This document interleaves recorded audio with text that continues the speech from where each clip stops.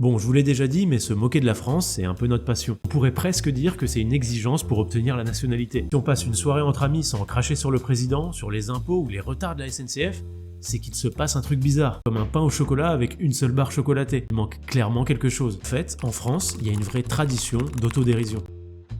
Et le meilleur exemple de ça, c'est la FFL, la Fédération Française de la Loose. À la base, c'est une simple page Facebook créée pour se moquer des sportifs français, ceux qui finissent 4e au pied du podium, qui perdent dans les dernières secondes ou qui célèbrent une victoire trop tôt. La FFL, c'est l'art de transformer chaque défaite en victoire.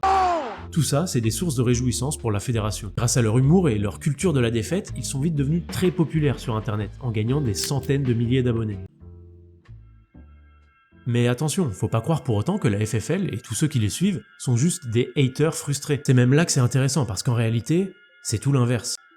Derrière chaque vanne, chaque célébration de défaite, il y a une certaine forme de tendresse.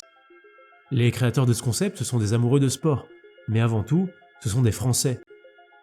Donc quand ils se moquent d'un échec cuisant d'un sportif, ils se moquent un peu d'eux-mêmes. Ils le font avec beaucoup de précision, de constance et avec un fond bienveillant. Ça, c'est de la vraie autodérision. Et c'est pas donné à tout le monde, parce que la frontière avec le mépris, elle est assez floue. En fait, faut même être sacrément fier pour en être capable.